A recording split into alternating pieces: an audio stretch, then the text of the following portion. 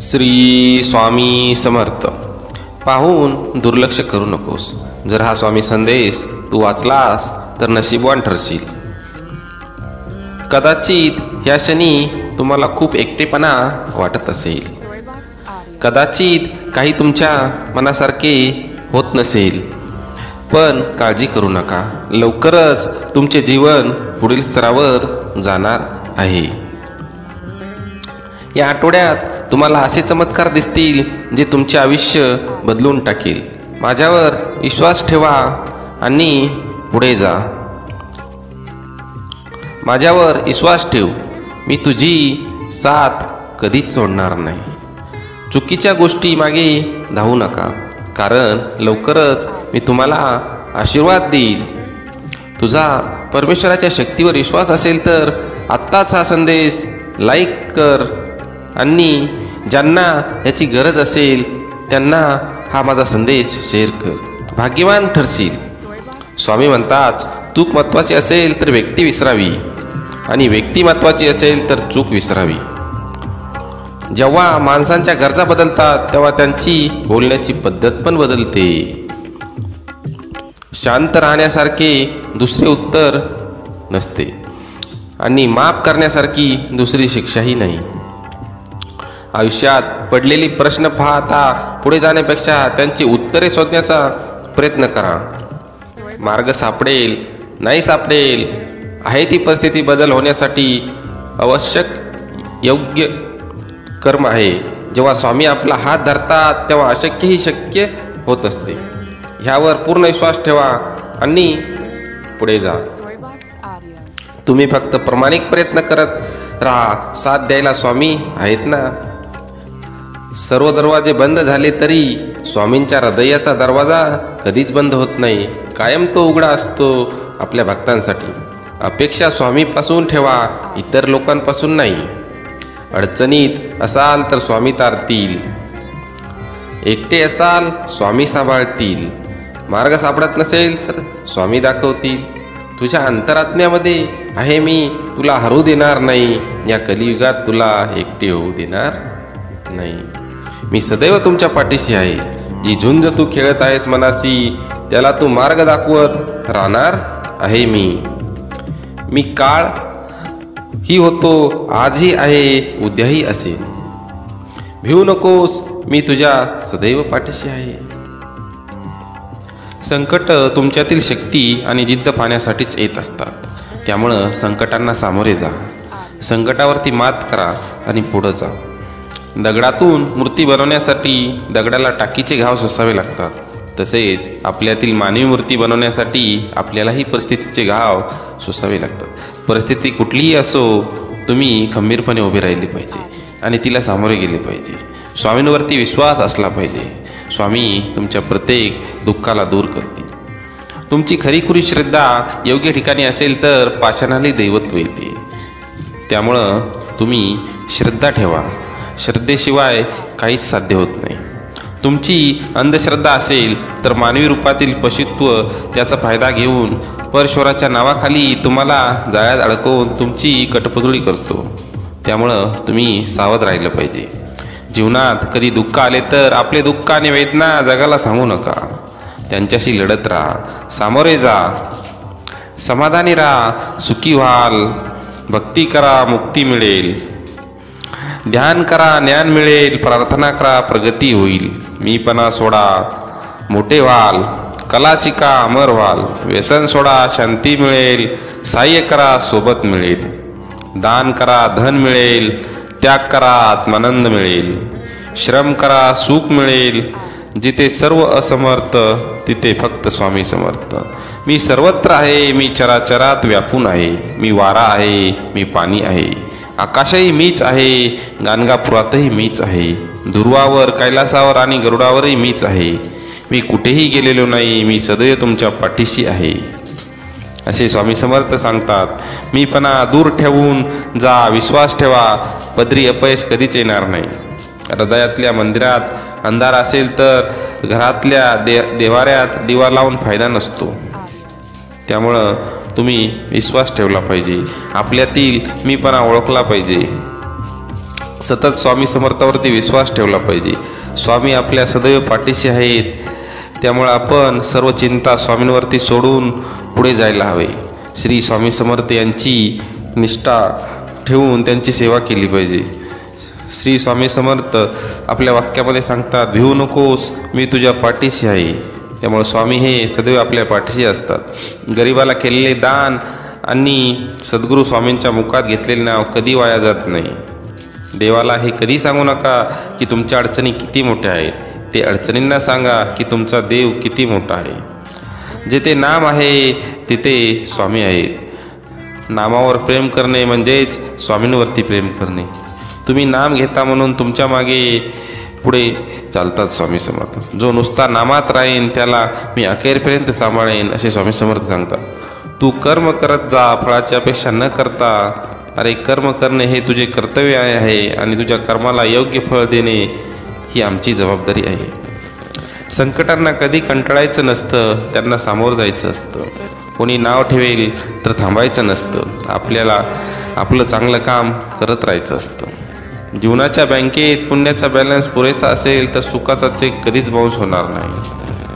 फक्त स्वतःचा विचार करणारे लोक फार थोड्या काळासाठी प्रगती करतात, पण जे सगळ्यांचा विचार करतात त्यांची प्रगती कायम होत राहते. विचारावर लक्ष ठेवा, त्यांचे शब्द होतात, आणि शब्दांवरती लक्ष ठेवा, त्यांच्या कृतीत उतरतात. कृतीवर लक्ष ठेवा, त्या सबबी बनतात. सबबीवर लक्ष ठेवा, त्यातून चरित्र घडते.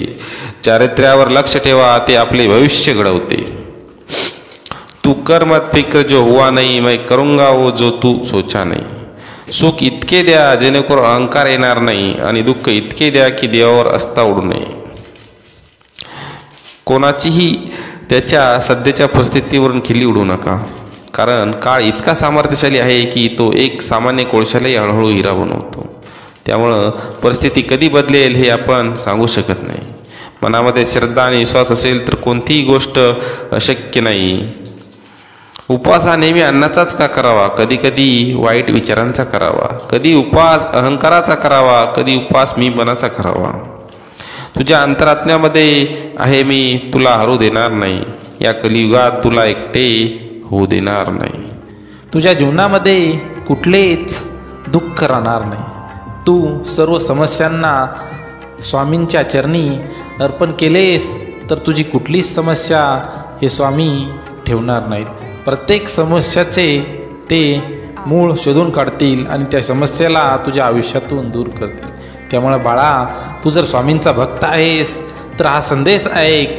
स्वामींवरती जर विश्वास असेल तरच हा संदेश आहे. आणि मला माहीत आहे तुझा माझ्यावरती किती विश्वास आहे.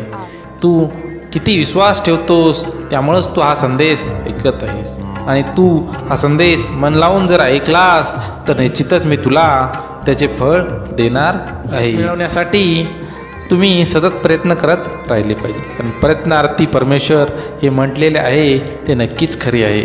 तुम्ही जर प्रयत्न करत राहिला तर एक दिवस यशसुद्धा तुमच्या पायाशी लोटांगण घातल्याशिवाय राहणार नाही. त्यामुळं सदैव प्रयत्नशील राहिलं पाहिजे आणि स्वामीचरणी आपली इच्छा व्यक्त केली पाहिजे. चला तर मग एकदा स्वामींचा जयघोष करा. आपल्या कमेंट बॉक्समध्ये श्री स्वामी समर्थ आणि आपली इच्छा लिहायला विसरू नका. यामुळे तुमची इच्छा स्वामींच्या चरणी आपोआप पोचेल आणि स्वामी तुमच्या प्रत्येक इच्छेला निश्चितच चांगले फळ देतील. तुम्ही नेहमी स्वार्थी लोकांपासून सावध राहिलं पाहिजे. अशा स्वार्थी लोकांना जवळसुद्धा येऊ द्यायचे नाही, किंवा आपण स्वतःहून स्वार्थी लोकांकडे कधीच जायचे नाही. स्वार्थी लोक हे नेहमी आपला स्वतःचाच स्वार्थ पाहत असतात. ते ज्यावेळेस गरज असेल त्यावेळेस येतात आणि आपले स्वतःचे हित संपले की आपल्याला दूर लोटतात. आपला नेहमी ते स्वतःचा फायदा कसा होईल हेच ते लोक पाहत असतात. त्यामुळं अशा स्वार्थी लोकांपासून तुम्ही नेहमी दूर राहा. त्यांच्यावर कधीच विश्वास ठेवू नका, कारण की हे लोक निश्चितच तुमचा विश्वासघात केल्याशिवाय राहणार नाहीत. तुम्हालाही परिचिती आली असेलच की किती तुमच्या आजूबाजूला स्वार्थी लोक आहेत आणि हे स्वार्थी लोक आपल्याला कशा प्रकारे त्रास देतात हे तुम्हाला नक्कीच माहिती आहे.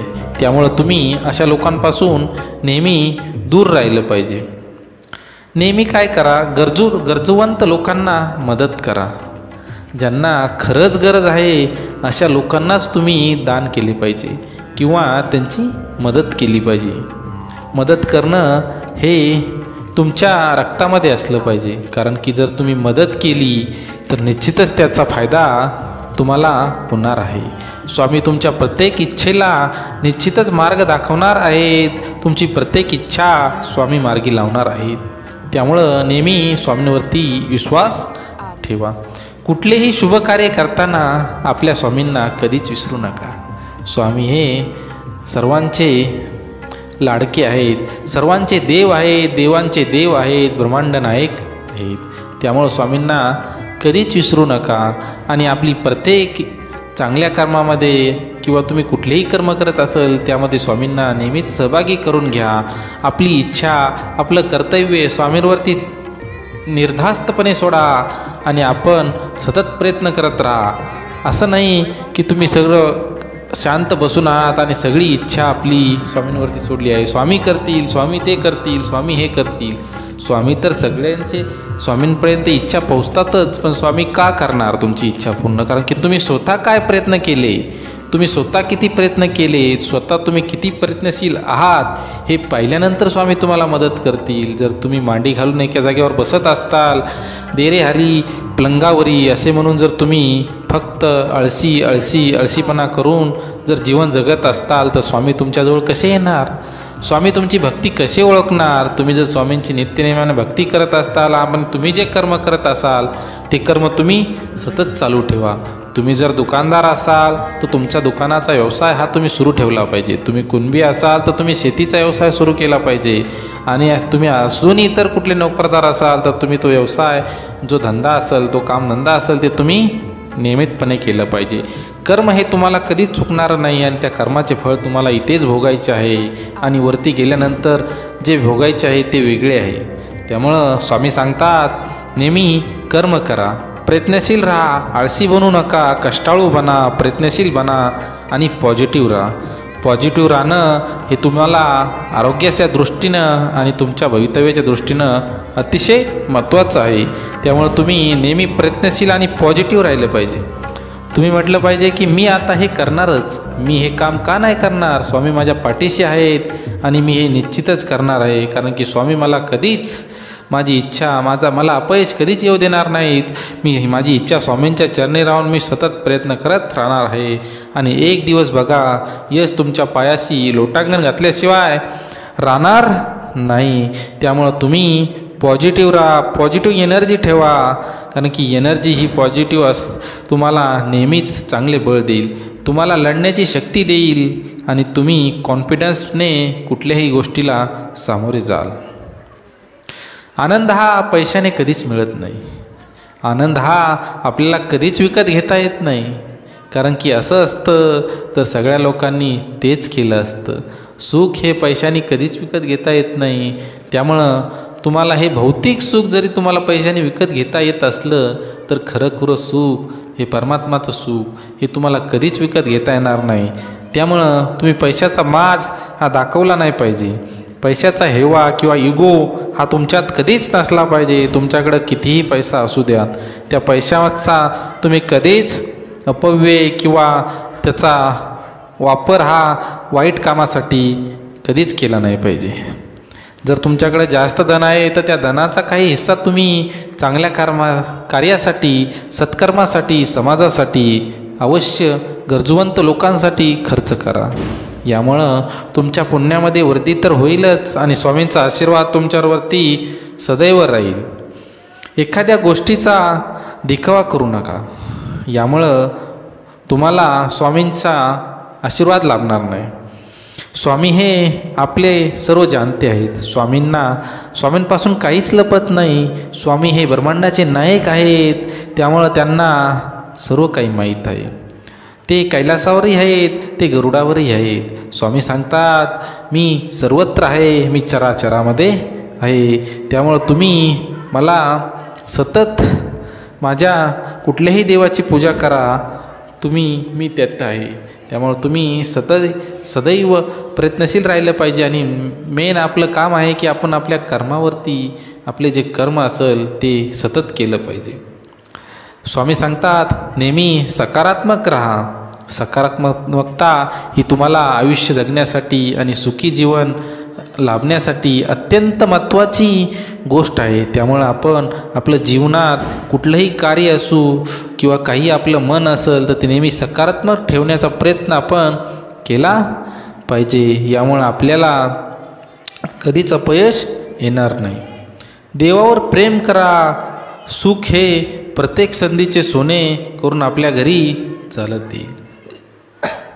आपण नेहमी देवावरती विश्वास ठेवला पाहिजे. विश्वास हा भगवंतावरती नाही तर कोणावरती ठेवायचा. भगवंतावरती जर आपला विश्वास नसेल तर मग आपल्या जीवनाची काय किंमत. ज्यांनी आपल्याला घडविले, ज्यांनी आपल्याला जन्म दिला, ज्यांनी आपल्याला सृष्टी दिली, त्यांच्यावरती आपला विश्वास हा अतोनाट असला पाहिजे. कारण की विश्वास जर भगवंतावरती नसेल तर तुम्ही केलेली भक्ती ही काहीच कामाची नाही. ती सर्व वाया जाणार आहे. कारण की तुम्ही विश्वास ठेवा आणि नंतर भक्ती करा. निश्चितच स्वामी तुमच्या भक्तीला फळ देणार आहेत. तुम्ही तुमच्यामध्ये जो अहंकार असेल, इगो असेल, तो तुम्ही कधीही आपल्या हृदयामध्ये त्याला थारा दिला नाही पाहिजे. आपल्या हृदयात इगोला, अहंकाराला जागा कधीच देऊ नका. यामुळं तुमचा जीवनामध्ये जो प्रवास आहे तो नक्कीच सुखी होईल. अहंकार सोडा. कधीही कुठल्याही गोष्टीमध्ये जर तुम्ही कमीपणा घेतला असेल किंवा माघार घेतली असेल तर असं नाही की त्यामुळं तुमचा अपमान झाला आहे. काही वेळा सिंहाला देखील झपाटा मारण्यासाठी शिकारीचा 2 पावलं पाठीमागं घ्यावं लागतं. त्याप्रमाणे तुम्ही सुद्धा अहंकार सोडा. अहंकाराला थाराच देऊ नका तुमच्या जीवनामध्ये. बघा स्वामी तुमच्या प्रयत्नांना कसे यश देतील. यश मिळवण्यासाठी उशीर झाला तर नाराज होऊ नका. कारण की यश हे अंतिम टप्प्यात असतं आणि त्यासाठी प्रयत्न हे अत्यंत आवश्यक असते. तुम्ही कितीही प्रयत्न करताय पण यश तुम्हाला मिळत नाही तर अशा वेळेस हताश होऊ नका, नाराज होऊ नका. फक्त आणि फक्त श्री स्वामी समर्थ यांच्यावरती विश्वास ठेवा.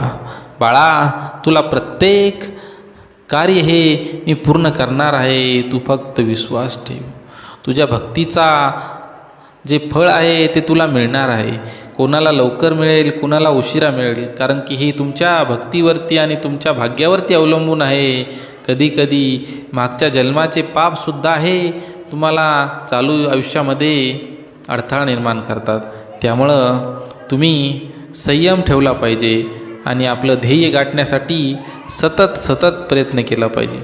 संघर्ष करत राहा. संघर्षामुळे तुमचं जीवन हे कठोर आणि व्यवस्थितपणे जगण्यास तुम्हाला मदत होईल.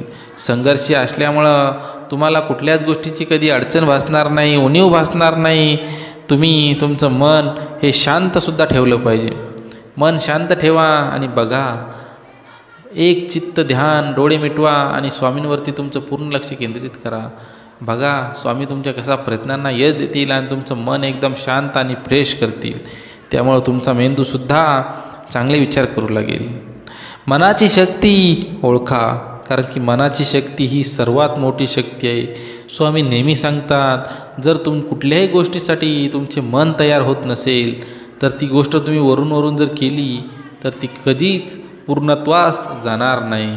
ते तुमच्या यशाचा कधीच भागी होणार नाही. त्यामुळं तुम्ही नेहमी प्रयत्नशील असायला हवं. प्रयत्न करत राहायला हवं. प्रत्येक संधीचं सोनं करण्याचा प्रयत्न करा. भगवंत श्री स्वामी समर्थ आपल्याला एकदा कधी ना कधी संधी देणार आहे. फक्त ती संधी कोणती आहे हे तुम्हाला ओळखता आलं पाहिजे आणि ते ओळखण्यासाठी सुद्धा भाग्य लागतं. त्यामुळं तुम्ही स्वामींची भक्ती करा. त्यांची भक्तीमध्ये सतत ध्यान करा. त्यांच्या भक्तीमध्ये रममान व्हा. तुम्हाला भक्ती करण्यासाठी जास्त वेळ नसेल तरी तुम्हाला ज्यावेळेस वेळ मिळेल त्यावेळेस तुम्ही स्वामींचा धावा करा. स्वामींच्या नावाचा जयघोष करा. यामुळं स्वामी तुम्हाला निश्चितच जी संधी येणार आहे ती संधी तुम्हाला दाखवल्याशिवाय राहणार नाहीत. स्वामी हे सर्वांचे पालन करते आहेत. पोषणकर्ते आहेत, आपले मायबाप आहेत, स्वामी आई आहेत. हे आपल्यांना कधीच निराश होऊ देणार नाहीत. ते आपल्याला कधीच नाराज करणार नाहीत. एक दिवस ते आपल्या प्रत्येक कष्टाचे फळ आपल्याला देणार आहेत. त्यामुळं तुम्हीसुद्धा नेहमी प्रयत्नशील असायला हवं. चला तर मग स्वामी समर्थावरती तुमचा किती विश्वास आहे आणि किती दृढ विश्वास आहे हे आम्हालासुद्धा कळू द्या.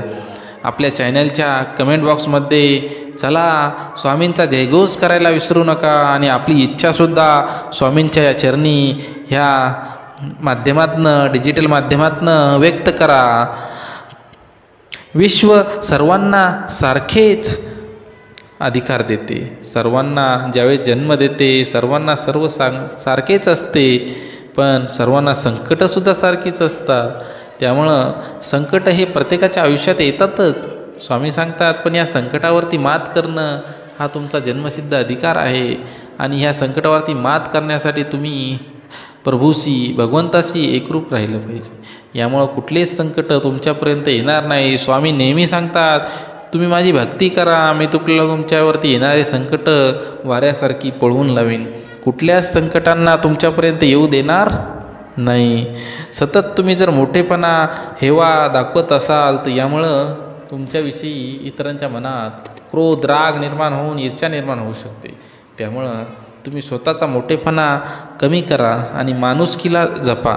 माणुसकी ओळखा, इतरांना मोठेपणा द्या, प्रत्येकाला संधी द्या.